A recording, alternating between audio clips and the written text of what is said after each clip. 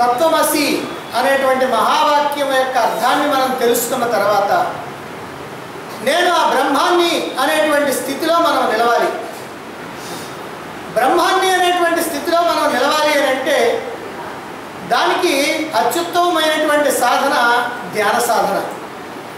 ఈ ధ్యానంలో మన లక్ష్యాన్ని సాధించాలి అని అంటే మనం ఏ రకమైనటువంటి భావాలతో ఉండాలి అనే విషయాల్ని మనకి ఇక్కడ చెప్తూ ఉన్నారు. నేను ఈ దేహం కాదు, నేను ఆత్మను అనేటువంటి దృష్టి మనకు ఉండాలి. అంటే దేహం యొక్క దృక్పథం, దేహం యొక్క దృష్టి మనకి లేకుండా పోవాలి.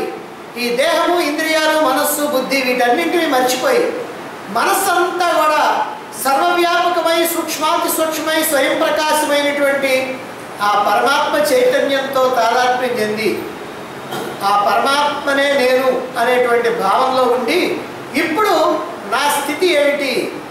నాకు జాతి లేదు, నేను ఏదో దేశానికి చెందినటువంటి వాడిని కాదు, నాకు ఒక మతం లేదు, నాకు ఒక కులం లేదు, నాకు ఒక గోత్రం లేదు. కారణం ఏమిటి?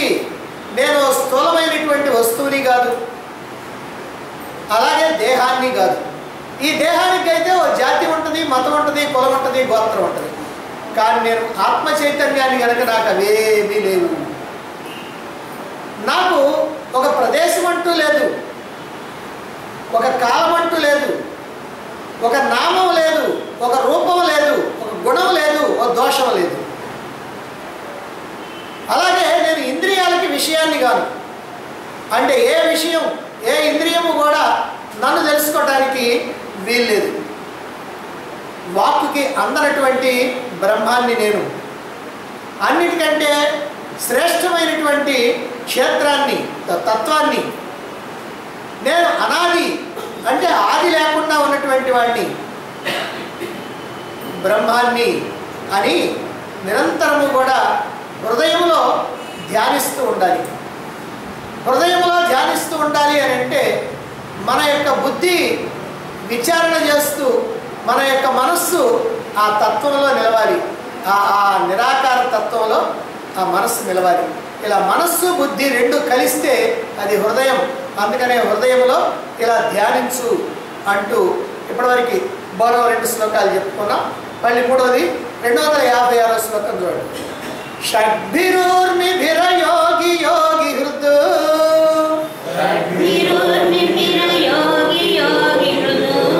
భావితం న కరణైర్విభావితం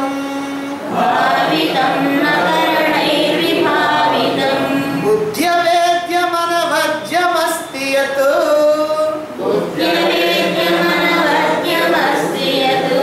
బ్రహ్మతత్వమసి భావయాత్మని షడ్భిః ఊర్మిభిః అయోగి. షడ్భిః, షట్ అంటే 6, ఊర్మిభిః అని అంటే దుఃఖ తరంగాలు. ఈ 6 రకాలైనటువంటి దుఃఖ తరంగాలు అయోగి తానే కానటువంటి, అంటే ఈ 6 రకాలైనటువంటి దుఃఖాలు తాను కాదు. తాను అంటే ఆత్మ కాదు, పరమాత్మ కాదు. ఈ 6 రకాలైనటువంటి దుఃఖ తరంగాలు ఇదిగో ఈ క్షేత్రానికి సంబంధించినవి, ఆత్మకి సంబంధించినటువంటివి కాదు. ఇక యోగి హృద్ భావితం, యోగి యొక్క హృదయంలో నిరంతరము కూడా భావించబడేటువంటి దాన్ని, అంటే నిరంతరము కూడా యోగులు తమ యొక్క హృదయంలో భావించేది ఆ చైతన్యాన్ని. అలాగే కరణై నా విభావితం, కరణై అంటే ఇంద్రియాలు, ఇంద్రియాల చేత తెలియబడకుండా ఉండేటువంటి దాన్ని. ఇంద్రియాలు ఏవి కూడా నన్ను తెలుసుకోవటానికి వీల్లేదు. ఇక బుద్ధి అవేద్యం, కానీ బుద్ధి ద్వారా తెలుసుకోవడానికి వీలవుద్దా అంటే బుద్ధికి కూడా అందనటువంటి దాన్ని. అనవద్యం, ఏ రకమైనటువంటి దోషాలు లేనటువంటి. బ్రహ్మ, ఏ బ్రహ్మమైతే ఉందో తత్, ఆ బ్రహ్మము త్వం నీవే అసి అయి ఉన్నావు అని భావయాత్మని నీ హృదయములో నిరంతరము కూడా భావించు. ఉండేటువంటి యోగుల యొక్క హృదయాల్లో నిరంతరము ధ్యానించబడేటువంటి, ఇంద్రియాలకు అందనటువంటి, బుద్ధికి అందనటువంటి, దోషాలేమీ లేనటువంటి ఏ బ్రహ్మమైతే ఉన్నదో అదిగో ఆ బ్రహ్మము నీవే అని నిరంతరము కూడా నీ హృదయంలో ధ్యానించు అని ఈ శ్లోకంలో మనకి తెలియజేస్తూ ఉన్నారు. షడ్భిః ఊర్మిభిః, 6 రకాలైనటువంటి ఊర్మిభిః అంటే దుఃఖ తరంగాలు అని చెప్పుకున్నాం. ఈ 6 రకాలైనటువంటి దుఃఖ తరంగాలు లేనటువంటిది బ్రహ్మము, పరమాత్మ. పరమాత్మకి ఈ 6 రకాలైనటువంటి దుఃఖ తరంగాలు లేవు. ఏమిటి 6 రకాలు? క్షుత్పిపాసలు అంటే ఆకలి, దప్పిక, శోకమోహాలు, శోకము, మోహము, అలాగనే జరామరణాలు, ముసలితనము, సావు, ఇవన్నీ కూడా లేనటువంటిది. ఈ క్షేత్రానికైతే ఈ 6 ఉన్నాయి. దీనికి ఆకలి ఉంది, దప్పిక ఉంది, శోకము ఉంది, మోహము ఉంది, ముసలితనము ఉంది, అలాగనే మరణము ఉంది. ఇవన్నీ కూడా దీనికి ఉన్నాయి. ఇవే 6 ఊర్మిభిః అని చెప్పింది. మరైతే నాకు మాత్రం అవి లేవు. ఎవరా నాకు? నేను. ఎవరా నేను? సూక్ష్మాతి సూక్ష్మై, సర్వవ్యాపకమై, స్వయం ప్రకాశమై, ఈ దేహమునందంతటా నకసిక పర్యంతం వ్యాపించి ఉన్నటువంటి చైతన్యం. ఆ చైతన్యమైనటువంటి నాకు మాత్రం ఈ ఆకలి దప్పులు కానీ, శోకమోహాలు కానీ, జరామరణాలు కానీ ఇవి ఏవి కూడా నాకు లేవు. ఈ దుఃఖాలన్నీ కూడా క్షేత్రాన్ని మాత్రమే తాకుతాయి. ఈ క్షేత్రాన్ని అల్లకల్లోలం చేస్తాయి, మనస్సుని అల్లకల్లోలం చేస్తూ ఉంటాయి.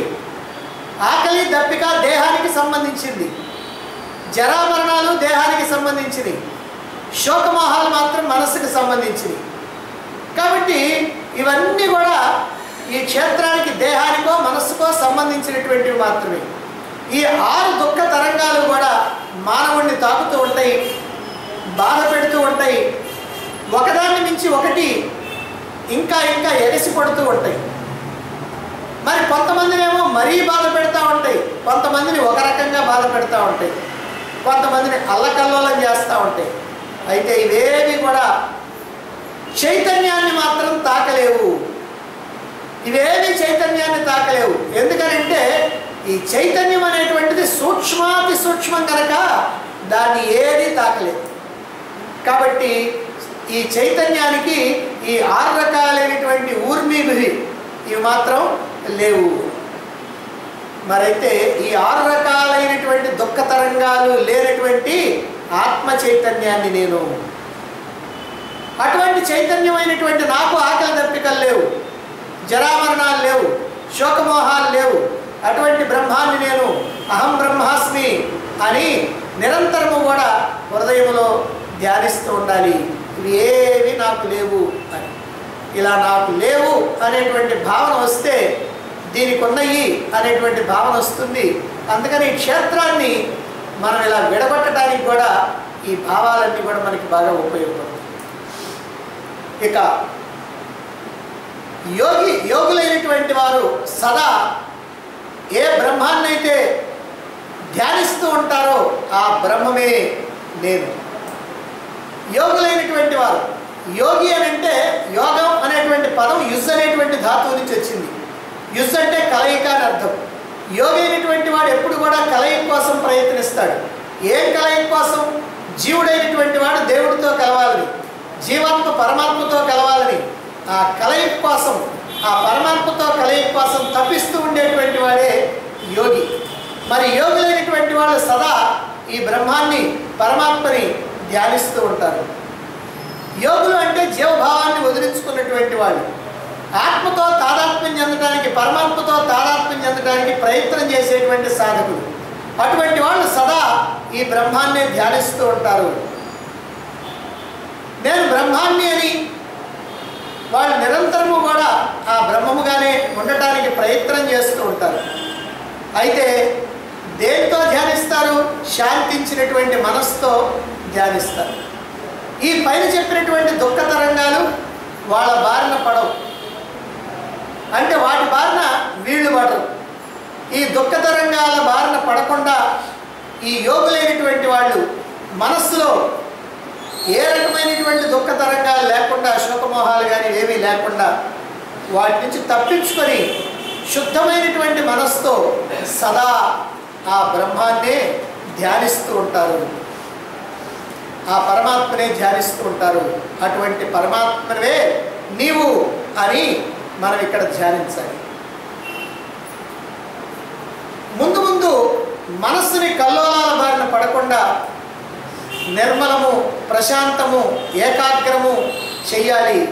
నిరంతర పరమాత్మ ధ్యానంలో ఉండాలి అని అనుకున్నటువంటి వాడు పరమాత్మ ధ్యానాన్ని నిరంతరము సాగించాలి. మనం సాగించలేకపోతున్నాం ఎందుకండి అని అప్పుడప్పుడు మనం క్వశ్చన్ వేసుకుంటూ ఉంటాం. ఎందుకనంటే మన మనస్సు ఆ ప్రశాంతత లేకపోవటం వల్ల. యోగులైనటువంటి వాళ్ళు ప్రాపంచిక వ్యవహారాలు వదిలిపెట్టినటువంటి వాళ్ళు కనుక వాళ్ళ మనస్సు ప్రశాంతం చేసుకుంటారు. ప్రశాంతమైనటువంటి మనసుతో ఆ పరమాత్మను ధ్యానిస్తూ ఉంటారు. కాబట్టి ఈ ధ్యాన ప్రక్రియ బాగా సాగాలి అంటే ఏకాగ్రంగా ఎటువంటి అన్యమైనటువంటి ఆలోచనలు లేకుండా సాగాలి అంటే మనసు ప్రశాంతం కావాలి. కల్లోలంలో ఉన్నటువంటి మనస్సు, ఆందోళనతో ఉన్నటువంటి మనస్సు, అలజడులతో ఉన్నటువంటి మనస్సు, దానికి ఏమాత్రం కూడా పరమాత్మని ధ్యానించేటువంటి శక్తి ఉండదు. ఈ విషయం మనకి తెలుసు.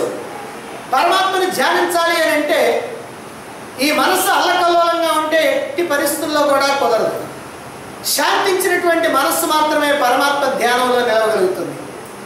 ఆ శక్తితో అనంతమైనటువంటి సత్యాన్ని చూడటం సాధ్యమవుతుంది. ఇక తర్వాత విషయం, మూడో విషయం, ఇంద్రియాలకు అందనటువంటి తత్వాన్ని నేను అని ధ్యానించాలి. కరణై నా విభావితం. కరణాలు అంటే ఇంద్రియాలు. ఇంద్రియాలకు అందనటువంటిది బ్రహ్మతత్వం. ఈ లోకంలో ఉన్నటువంటి సమస్తము కూడా ఇంద్రియాలకు అందేటువంటివి. ఈ జడమైనటువంటి దేహం ఇంద్రియాలకు అందేటువంటిది. ఇంద్రియాలకి ఇది విషయం అవుతుంది. మరి ఆత్మ చైతన్యమో లేదా బ్రహ్మమో అది మాత్రం ఏ ఇంద్రియాలకు అందదు అని ఇంతకుముందు తెలుసుకున్నాం. వాగీంద్రియం, వాక్ అనేటువంటి ఇంద్రియానికి అందేది కాదు, వాగగోచరం అని నేను చెప్పుకున్నాం. కాబట్టి ఏ ఇంద్రియానికి అందకుండా ఇంద్రియాలకు అగోచరమైనటువంటిది బ్రహ్మం. మరైతే ఏమండి, ఇంద్రియాలకు అందకపోతే మన ఇంద్రియాల కన్నా కూడా చాలా గొప్పదైనటువంటి మనస్సు ఉంది, ఆ మనస్సు కన్నా గొప్పదైన బుద్ధి ఉంది కదా అని అంటే దానికి కూడా చెప్తున్నారు, బుద్ధి అవేద్య అని. అవేద్యం. బుద్ధి అనేది కూడా మన అంతఃకరణం. ఆ బుద్ధికి కూడా తెలుసుకోవడానికి వీల్లేదట ఈ చైతన్యాన్ని. కనుక బుద్ధికి కూడా చైతన్యం తెలుసుకోవడానికి వీల్లేనటువంటి ఏ చైతన్యం అయితే ఉందో ఆ చైతన్యమే నేనని నిరంతరం కూడా ధ్యానిస్తూ ఉండాలి. ఈ అంతఃకరణం అనేటువంటిది లోపల ఉండేది, పైకి కనిపించేది కాదు. ఈ బుద్ధి అనేటువంటిది ఎవరికి పైకి కనిపిస్తుంది. అన్ని ఇంద్రియాల్లో శ్రేష్టమైనటువంటిది, శక్తివంతమైనటువంటిది బుద్ధి. మరి అటువంటి బుద్ధికి కూడా తెలియనటువంటిదే ఈ చైతన్యం. ఎందుకనండి బుద్ధికి కూడా తెలియదు అని అంటే ఈ బుద్ధి కూడా విషయాలతో మలినమైపోయింది. అందుకని మలినమైనటువంటి బుద్ధి తెలుసుకోలేదు. నిన్న మనం చెప్పుకున్నాం, మలిన బుద్ధికి పరమాత్మ అందదు, శుద్ధ బుద్ధికే పరమాత్మ అందుతుంది. కాబట్టి సాధారణంగా బుద్ధి అంటే మలినమైనటువంటి బుద్ధి. ఎందుకంటే ప్రాపంచికమైనటువంటి విషయాలు, కోరికలు, ఆశలు, ఆశయాలు, కర్తవ్యాలు, బంధుత్వాలు, బాంధవ్యాలు ఇలాంటివన్నీ కూడా ఈ బుద్ధిలో నిలిచి ఉంటాయి. దీని కారణంగా ఇవన్నీ కూడా బుద్ధిలో ఉండేటువంటి మలినాలు. కాబట్టి మలినమైనటువంటి బుద్ధి పరమాత్మని అందుకోవడానికి అర్హత లేదు. అమలినమైనటువంటి బుద్ధి మాత్రమే పరమాత్మని అందుకోవడానికి వీలవుతుంది. ఇంకా చెప్పాలంటే మన మనస్సులో, బుద్ధిలో ఉండేటువంటి వాసనలు ఏవైతే ఉన్నాయో ఆ వాసనలు ఎంతకాలం అయితే ఉంటాయో అంతకాలము పరమాత్మని తెలుసుకోవటం కుదరదు. పరమాత్మ అనుభూతి అనేటువంటిది కుదరదు. ఈ వాసనలన్నీ క్షయమైతేనే పరమాత్మ అనుభూతి అనేటువంటిది కుదురుతుంది. అందువల్ల పరమాత్మ యొక్క అనుభూతిని పొందాలంటే ఈ బుద్ధిని కూడా శుద్ధం చేసుకోవాలా, లేకపోతే ఈ బుద్ధి కూడా పరమాత్మని అందుకోలేదు. ఇక ఐదవది అనవద్యం అన్నారు. అనవద్యం అంటే దోషరహితమైనటువంటిది. ఇక్కడ అన్నిటికీ కూడా దోషాలు ఉన్నాయి. ఈ దేహ ఇంద్రియ మనోబుద్ధులకు కానీ, ఈ ప్రపంచం కానీ, ఇందులో ఉండేటువంటి వస్తువులు కానీ, విషయాలు కానీ ఏవైనా సరే అన్నింటిలో కూడా దోషాలు ఉన్నాయి. దోషం లేనటువంటి వస్తువును ఒక్కదాన్ని చూపించండి మీరు ఎక్కడైనా సరే. ఈ ప్రపంచంలో దోషం లేనటువంటిది ఏదీ లేదు. సరే, బుద్ధి సంగతే మాట్లాడదాం. అన్నిటికంటే శ్రేష్టమైనది బుద్ధి కాబట్టి మరి బుద్ధిలో కూడా ఏమంటే వాడి బుద్ధి ఏంటంటే అట్టాటి బుద్ధి అని అనం మనం అప్పుడప్పుడు. వాడి బుద్ధి ఇట్టాటి బుద్ధి ఏమిటండి అంటాం. అంటే ఏమిటనమాట, ఆ బుద్ధి అనేటువంటిది కూడా మంచి చెడు అనేటువంటివి రెండు కూడా ఆ బుద్ధిలో ఉన్నాయి. కాబట్టి ఇలా మంచి చెడు అనేటువంటి రెండు ఉన్నటువంటి బుద్ధి కనుక ఇది మలినమైనటువంటి బుద్ధి అన్నారు. మరి ఆత్మలో మంచి లేదు, చెడు లేదు. మంచి ఆత్మ, చెడ్డాత్మ, పాపాత్మ, పుణ్యాత్మ, ఇలాంటి మాటలన్నీ కూడా ఆత్మకి చెందవు. కాబట్టి ఇది ఏ రకమైనటువంటి మలినాలు లేనటువంటిది, దోషరహితమైనటువంటిది. అటువంటి దోషరహితమైనటువంటి ఆత్మని అందుకోవడానికి దోషరహితమైనటువంటి బుద్ధి అర్హత కలిగి ఉంటుంది. కాబట్టి అటువంటి దోషరహితమైనటువంటి చైతన్యాన్ని, అటువంటి ఆత్మని నేను అని నిరంతరము కూడా మనం భావిస్తూ ఉండాలి. నాకు ఆకలి, దప్పిక, శోకం, మోహం, జర, మరణం ఇవేమీ లేవు. సదా యోగులైనటువంటి వారందరూ కూడా నిరంతరము కూడా ఎవరిని ధ్యానిస్తారో ఆ ఆత్మనే నేను అని, అలాగే ప్రశాంతమైనటువంటి నిర్మలమైనటువంటి మనస్సుతో ధ్యానించబడేటువంటి దాన్ని ఇంద్రియాల ద్వారా లేదా బుద్ధి ద్వారా తెలుసుకోవటానికి వీలుగానటువంటి చైతన్యాన్ని నేను, ఎటువంటి దోషాలు లేనటువంటి బ్రహ్మాన్ని నేను అని ఇలా సదా మనం హృదయంలో ధ్యానిస్తూ ఉండాలి. అలా ధ్యానించగా ధ్యానించగా ధ్యానించగా మనకి ఆ ధ్యానిస్తున్నాను అనేటువంటి భావన ఎప్పుడైతే పోయిందో అది పోవటంతో మనం అనుభూతిలో నిలబడిపోతాం. అనుభూతిలో నిలబడినటువంటి వాడు నాకు అనుభూతి కలిగిందండి అని అనడు. కాబట్టి నాకు అనుభూతి కలిగింది అని అంటే ఆ నాకెవరు? ఈ దేహాన్ని. కాబట్టి ఇంకా దేహ భ్రమ ఉన్నట్టే కదా. అందుకని నాకు అనుభూతి కలిగింది అని అనడు. అనుభూతిలో ఉంటాడు అంతే. అదిగో ఆ ప్రకారంగా అనుభూతిలో ఉండాలి అని అంటే ఈ భావనలన్నీ కూడా మనం మనోబుద్ధులు రెండింటినీ కలిపి జాగ్రత్తగా విచారణ చేస్తూ అనుభవానికి తెచ్చుకోవడానికి ప్రయత్నించాలి. మరి తర్వాత శ్లోకంలో మరి ఇంకేం చెప్తున్నారు? 257వ శ్లోకం చూడండి. భ్రాంతి కల్పిత జగత్కలాశ్రయం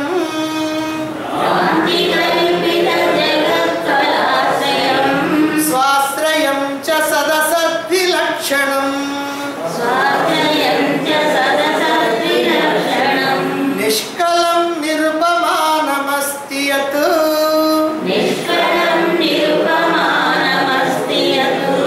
బ్రహ్మతత్వమసి భావయాత్మని.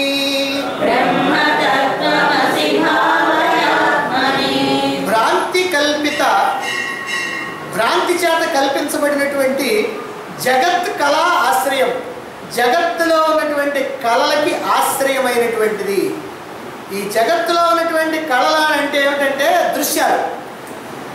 అంటే ఈ భ్రాంతి చేత కల్పించబడినటువంటి జగత్తులో ఉన్నటువంటి సమస్తమైనటువంటి దృశ్యాలకి ఆశ్రయమైనటువంటిది, ఆధారమైనటువంటిది, అధిష్టానమైనటువంటిది ఆ పరమాత్మ. ఆ పరమాత్మ నేను. కాబట్టి ఈ సమస్తమైనటువంటి జగత్తు మనం చూస్తా ఉన్నామే, ఈ జగత్ అంతా కూడా భ్రాంతి కల్పితం. ఇది మనం గుర్తుపెట్టుకోవాలి. భ్రాంతి చేత కల్పించబడినటువంటి ఈ జగత్తులో ఏ దృశ్యాలైతే ఉన్నాయో ఆ దృశ్యాలన్నీ, వాటినే కళలు అన్నారు, ఆ దృశ్యాలన్నీ కూడా ఎలా వాటన్నిటికీ ఆధారంగా ఆ చైతన్యమే ఉందో. ఎందుకనంటే ఆ చైతన్యం అనేది కనుక లేకపోయినట్లయితే ఈ జగత్తు ఉండేది కాదు. ఈ జగత్ అనేటువంటిది కల్పితమే అయినప్పటికీ కూడా కల్పితమైనటువంటి దానికి కూడా ఏదో ఒక ఆధారం ఉండాలి. పాము కల్పించబడ్డదే, కానీ దానికి కూడా తాడనేది ఉంటే కాదు మనం పాముని భ్రమపడ్డది. అసలు తాడనేది కనుక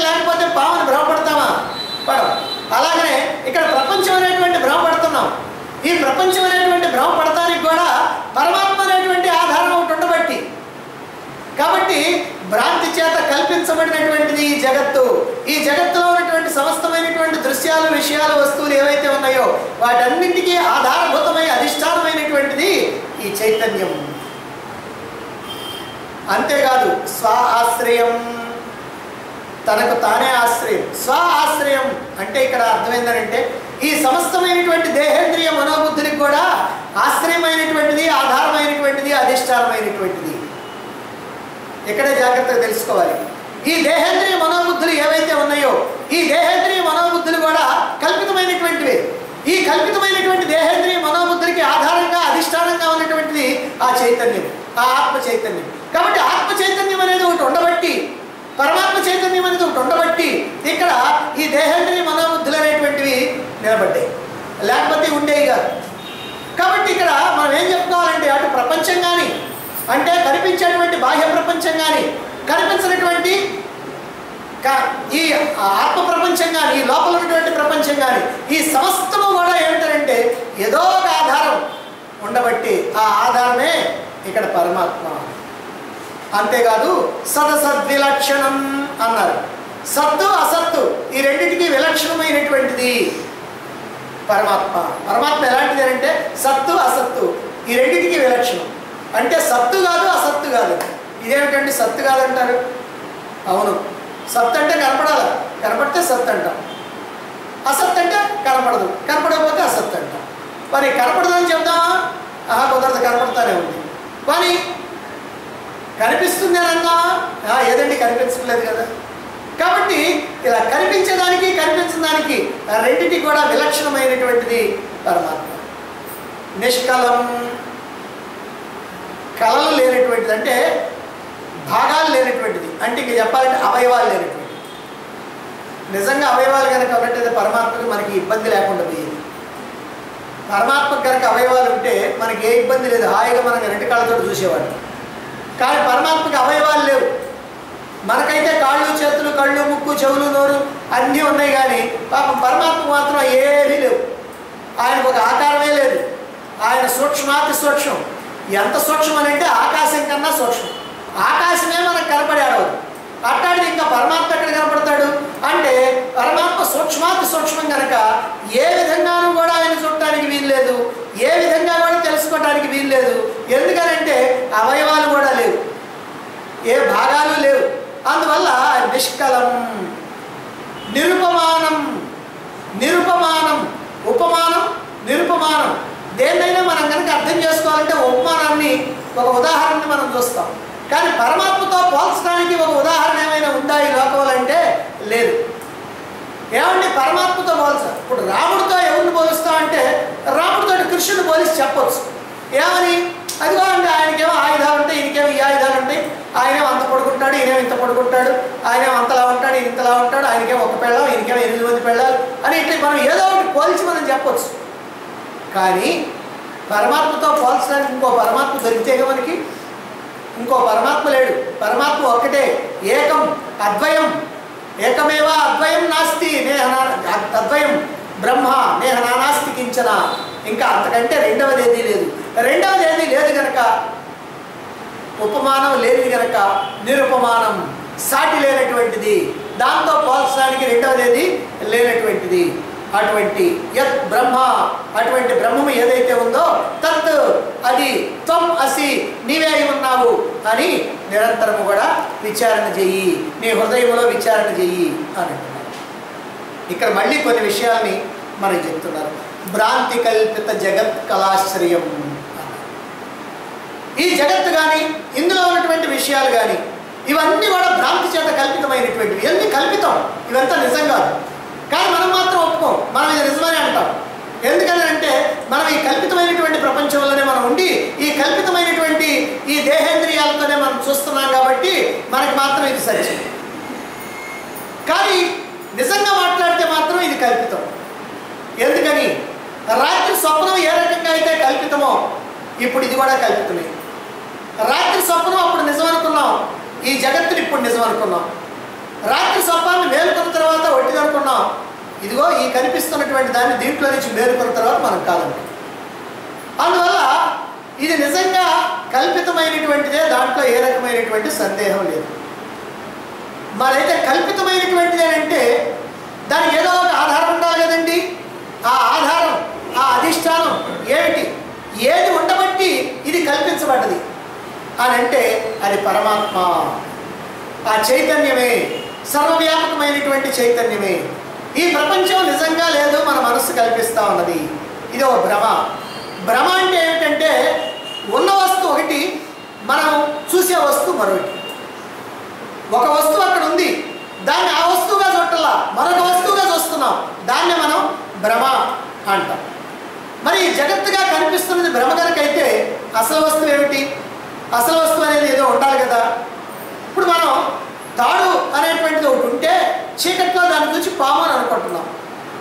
పాము అని మనం అనుకున్నామంటే, భ్రమపడ్డామంటే అసలు వస్తువు ఏదో ఒకటి ఉండాలిగా.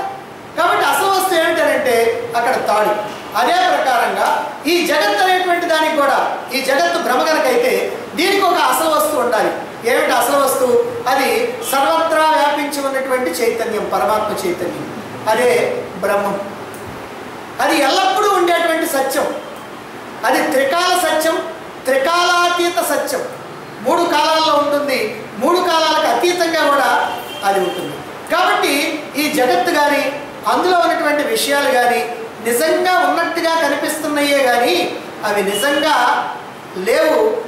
అయితే అది ఏంటయ్యానంటే అసలైనటువంటి వస్తువు ఆ బ్రహ్మమే, ఆ చైతన్యమే, ఆ పరమాత్మే, ఆ అధిష్టానమైనటువంటి బ్రహ్మం మరెవరో కాదు, అది నేనే.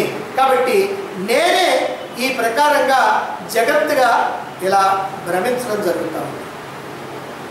అలాగే నేను భ్రమపడుతున్నటువంటి దేహేంద్రియ మనోబుద్ధులు ఏవైతే ఉన్నాయో ఇవి కూడా భ్రమే, ఇవి కూడా నిజం కాదు. కానీ వీటికి కూడా ఒక ఆధారం, అధిష్టానం ఉండాలా. అదేమిటంటే అదే చైతన్యం, అదే పరమాత్మ. కాబట్టి మనం ఏం చేస్తున్నామనంటే పరమాత్మను మనం కనుక దర్శించాలంటే ఈ దేహంలోనే దర్శిస్తున్నాం. ఎందుకని దర్శిస్తున్నామంటే ఈ దేహం అనేటువంటిది యథార్థంగా పరమాత్మే. ఈ దేహం దేహం కాదు, దేహంగా ఒట్టిదే, ఇది పరమాత్మగా సత్యం. అందుకని పరమాత్మని ఇక్కడ మనం చూడాలనుకుంటున్నాం. అందుకని ఇక్కడ స్వాశ్రయించ అని అన్నారంటే నీకు కూడా ఆధారంగా ఉంది, అధిష్టానంగా ఉంది. అంటే ఈ దేహానికి, ఇంద్రియాలకి, మనస్సుకి, బుద్ధికి అన్నిటికి కూడా ఆధారం, అధిష్టానంగా ఉన్నటువంటిది పరమాత్మే. కాబట్టి ఈ క్షేత్రం భ్రమ, ఈ జగత్తు భ్రమ. జగత్తు భ్రమ, క్షేత్రము భ్రమ. జగత్తుకి ఆధారంగా ఉంది పరమాత్మ, క్షేత్రానికి ఆధారంగా ఉంది పరమాత్మ. కాబట్టి ఈ మొత్తం కూడా బ్రహ్మమే. ఈ దేహ మనోబుద్ధులుగా భ్రమ కలుగుతూ ఉన్నది మనకి. కాబట్టి ఈ భ్రమాత్మకమైనటువంటి నేనుకి, ఈ అబద్ధమైనటువంటి నేనుకి ఆధారం, అధిష్టానం ఆ బ్రహ్మమే, ఆ పరమాత్మే, అదే నేను అని నిరంతరము విచారణ చేయాలి. అలాగే సత్తు అసత్తు విలక్షణం అన్నారు. సత్ అంటే ఉన్నది, స్థూలమైనటువంటి వస్తువుల్ని మనం కంటితో చూసి ఉన్నది అని తేల్చేస్తాం. ఇప్పుడు కుర్చీ మనం కంటితో చూస్తున్నాం, ఉంది అంటాం. బల్ల ఉన్నది అంటాం, మైకు ఉన్నది అంటాం, లైటు ఉన్నది అంటాం, ఫ్యాను ఉన్నది అంటాం. ఎందుకని ఉన్నది అంటున్నాం? ఇవన్నీ కూడా మనం కంటితో చూసి నిర్ధారించుకుంటున్నాం, ఉన్నాయి అని తెలుసుకున్నాం కాబట్టి ఉన్నది అని అంటున్నాం. మరి సూక్ష్మమైనటువంటి వస్తువుల్ని కంటితో చూడలేము, అయినప్పటికీ కూడా కొన్నిటిని మనసుతో భావించి ఉన్నవి అంటున్నాం. ఈ రోజున నేను చాలా అలజడి ఆందోళన చెందానండి. అలజడి ఆందోళన నీ కంటితో చూసావు, నువ్వేమన్నా చూడలే, కానీ నీ మనసుతో చూసావు. కాబట్టి మనసుతో భావించావు. కాబట్టి మనసుతో భావించినప్పటికీ కూడా వాటిని కూడా ఉన్నది అని అంటారు.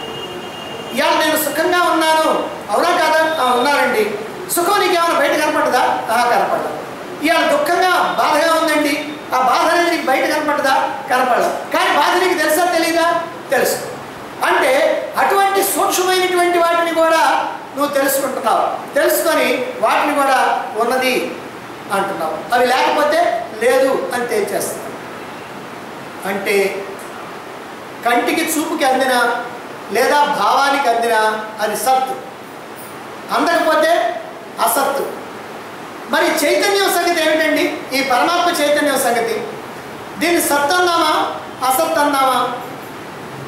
కంటికి కనిపిస్తే ఉన్నది అని తేల్చేయచ్చు, మరి కంటికి కనిపిస్తుందా? కనిపించట్లా. భావానికి అందుతుందా? అందటలా. మనసుకు అందుతుందా? అందటలా. మరి వాక్ అందుతుందా? వాగగోచరం నేను చెప్పుకున్నాం, వాక్కి అందేటువంటిది కాదు అని. కాబట్టి దేనికి అందట్లేదు కాబట్టి సత్తు అని మనం అనలేము. పోనీ సత్తు అనలేం కదా, అసత్ అన్నావా? అంటే అసత్ అని ఎట్టంటామండి? ఎందుకంటే ఈ జడమైనటువంటి దేహం పనిచేస్తూ ఉందే, ఈ ఇంద్రియాలు పనిచేస్తూ ఉన్నాయే, ఈ మనసు పనిచేస్తూ ఉందే, ఈ బుద్ధి పనిచేస్తూ ఉందే, ఈ ప్రాణాలు కూడా పనిచేస్తూ ఉన్నాయే, ఇవన్నీ పనిచేస్తున్నాయి అంటే వీటనికి ఏదో ఒక కరెంట్ ఉండాలిగా. అక్కడ ఫ్యాన్ తిరుగుతుందంటే, ఆ లైట్ వెలుగుతుందంటే ఒక కరెంట్ ఉండాలి కదా. కాబట్టి ఇక్కడ కూడా మరి ఒక కరెంట్ ఉండాలిగా.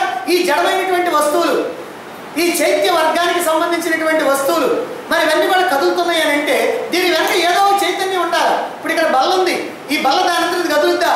కదలదు. అదిగో చేతడు కనుక ఒక్కరు నెడితే అది కదులుద్ది. అంటే దీని కదలికి కారణం ఏంటంటే ఇదిగో ఇక్కడ ఈ చెయ్యి. అదే ప్రకారంగా ఇక్కడ ఈ దేహేంద్రియ మనోబుద్ధులు ప్రాణాలు ఇవన్నీ కూడా వాటి వల్ల అవి చేసుకుంటున్నాయి అని అంటే ఏదో ఒక చైతన్యం మనకు ఉండాలి. దాన్ని మనం కంటితో చూడలేకపోవచ్చు. ఇప్పుడు కరెంట్ ఎవరైనా కంటితో చూసాడా? కరెంట్ తయారు చేసేవాళ్ళు కూడా చూడాల కరెంట్ ఎట్టుంటుందో.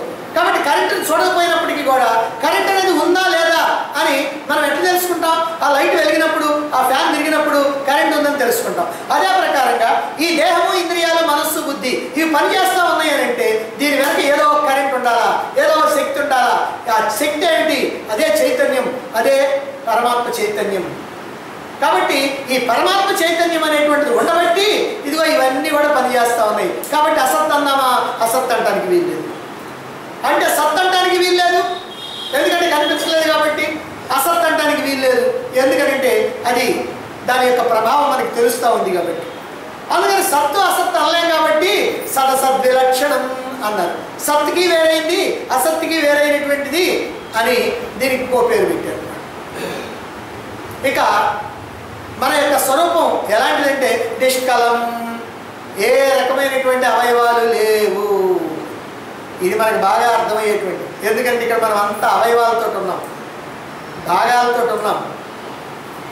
మనమే కాదు, ఒక ఇల్లు ఉందనుకోండి, దానికి కూడా భాగాలు ఉన్నాయి. ఏమున్నాయి? Drawing room, bedroom, kitchen room, bathroom అని ఈ ప్రకారంగా రూములుగా విభాగాలు ఉన్నాయి. అలాగనే ఇక్కడ కూడా ఈ దేహంలో కూడా అనేక రకాలైనటువంటి భాగాలు ఉన్నాయి. కానీ ఆత్మలో భాగాలు ఉన్నాయా? చైతన్యంలో భాగాలు ఉన్నాయా? లేవు. కాబట్టి ఏ భాగాలు లేనటువంటి నిష్కలమైనటువంటి చైతన్యాన్ని నేను. కాబట్టి ఈ దేహం అనేటువంటిది ఏదైతే ఉందో దీనికి రకరకాలైనటువంటి భాగాలు ఉన్నాయి. కానీ చైతన్యమైనటువంటి నాకు మాత్రం ఏ రకమైనటువంటి భాగాలు లేవు. ఇప్పుడు అన్నిటికంటే కూడా భగవంతుడికి దగ్గరగా ఉన్నటువంటిది ఆకాశం. మరి ఆకాశం ఉందనుకోండి, అది కూడా భగవంతుడిలాగానే అంతటా వ్యాపించి ఉంది కదా. మరైతే దాన్ని కూడా ఏమైనా భాగాలు చేయొచ్చా? చేయొచ్చు. ఇప్పుడు ఇక్కడ గోడ కట్టారు కదా, ఈ గోడ అవతల ఆకాశం ఉంది, గోడ అవతల ఆకాశం ఉంది. ఇక్కడ కప్పు వేశారు కదా, కప్పు కింద ఆకాశం ఉంది, కప్పు పైన ఆకాశం ఉంది. అంటే ఆకాశాన్ని కూడా మనం విడగొట్టవచ్చు, విడగొట్టాం. మరి ఆత్మను కూడా విడగొట్టచ్చా, విడగొట్టకూడదండి? ఎందుకని అంటే ఇప్పుడు అంతటా పరమాత్మ చైతన్యం ఉంది, దేహం లోపల పరమాత్మ చైతన్యం ఉంది. కాబట్టి దేహం అనేది ఆ చైతన్యాన్ని విడగొట్టిందా, విడగొట్టలేదా? లోపల ఉంది, బయట ఉంది అంటున్నాం కదా. కాబట్టి లోపల బయట ఉందంటే మరి ఇప్పుడు ఈ దేహం విడగొట్టినట్టేగా? కాదు. ఎందుకని? ఈ దేహం కూడా చైతన్యమే. ఏదైతే విడగొట్టిందని మనం అనుకుంటున్నామో అది భ్రమ. దేహం అనేది మన భ్రమ కాదు. కానీ దేహం యథార్థంగా ఏమిటి? చైతన్యం కాదు. కాబట్టి ఈ చైతన్యం లోపల చైతన్యం, బయట చైతన్యం, మధ్యలో చైతన్యం అని అంటావా? అంటానికి వీల్లేదు. కాబట్టి ఇక్కడ చైతన్యాన్ని భాగాలు చేయడానికి వీల్లేదు. అందుకనే దాన్ని నిష్కలం అన్నారు. ఇక నిరుపమానం అంటే సాటి లేనటువంటిది. దీంతో పోల్చడానికి మరొకటేమి లేదు, ఉపమానం లేదు, నిరుపమానం అంటే ఇలాంటిదే మరొకటి కనుక ఉంటే దాంతో మనం పోల్చి చెప్పచ్చు. ఒక మనిషిని చూపించకుండానే ఆ ఫలానా మనిషి ఎలా ఉంటాడు అంటే మనం ఇంకో మనిషిని చూపించి చెప్పచ్చు. ఏమంటే ఈయనకంటే కాస్త ఎర్రగా ఉంటాడండి, ఈయనకంటే ఒకరు పొడుగ్గా కూడా ఉంటాడు, లావు మాత్రం ఎంత ఉంటాడు లేండి, ఒకరు సన్నంగా ఉంటాడు అని ఈ మనిషితోటి ఆ మనిషిని పోల్చి చెప్పచ్చు. ఎందుకనంటే మనుషులందరూ కూడా ఎట్లా ఉంటారంటే ఒక తలకాయ ఉంటుంది, కళ్ళు ఉంటాయి, ముక్కు ఉంటుంది, చెవులు ఉంటాయి, నోరు ఉంటుంది, మరి కిందేమో ఒక భాగం ఉంటుంది, చేతులు ఉంటాయి, కాళ్ళు ఉంటాయి. ఇవన్నీ కూడా అందరికీ ఉంటాయి, కానీ వీటిలో తేడాలు ఉంటాయి కొద్దిగా. ఏమిటంటే ఒకరు పెద్దది చిన్నది అట్లాంటి తేడాలు ఉంటాయి. అందుకని ఇక్కడ మనిషిని ఇంకో మనిషితో పోలి చెప్పవచ్చు, కానీ పరమాత్మను ఇంకో పరమాత్మతో పోలి చెప్దామంటే ఇంకో పరమాత్మ లేడే, పరమాత్మ ఒక్కడేనే, ఏకమైనటువంటి వాడే. అందుకని ఏకమైనటువంటి పరమాత్మని మనం ఎట్లా పోలుస్తాం? పోల్చడానికి వీలు లేదు. అందుకని ఓ బ్రహ్మాన్ని చూపించడం అనేటువంటిది ఎవరికి సాధ్యమయ్యేటువంటిది కాదు. బ్రహ్మం ఒక్కటే, రెండవది ఏది లేదు పోల్చడానికి. అందుకనే ఇది నిరుపమానం. అటువంటి బ్రహ్మానివి నీవు, గొప్పదైనటువంటి ఈ సత్యాన్ని, అటువంటి బ్రహ్మాన్ని నేను అనేటువంటి భావాన్ని నీ హృదయంలో సదా ధ్యానిస్తూ ఉండు అని ఇక్కడ ఈ శ్లోకం ద్వారా మనకి ఈ లక్షణాలను చెప్తున్నారు. అంటే ఈ జగత్ అనేటువంటిది భ్రాంతి చేత కల్పించబడినటువంటి జగత్తు. ఈ జగత్తుకి ఆధారంగా ఉన్నటువంటిది నేనే. ఈ దేహేంద్రియ మనోబుద్ధులకి ఆధారంగా ఉన్నది నేనే. అలాగే అది సత్తు అసత్తు అనేటువంటి రెండింటికి కూడా విలక్షణమైనటువంటి దాన్ని నేను. అలాగే నాకు ఏ భాగాలు ఏ అవయవాలు లేవు. అలాగే నాతో పోల్చడానికి మరొకటేమీ కూడా లేదు. అదిగో అటువంటి బ్రహ్మాన్ని నేను అని నిరంతరం కూడా ఆ విధంగా మనం భావన చేస్తూ ఉండాలి, ధ్యానిస్తూ ఉండాలి అనేటువంటి విషయాన్ని మనకి ఈ శ్లోకం ద్వారా చెప్పారు. మరికొన్ని శ్లోకాల ద్వారా ఏం చెప్తున్నారో మనం రేపు చెప్పుకుందాం.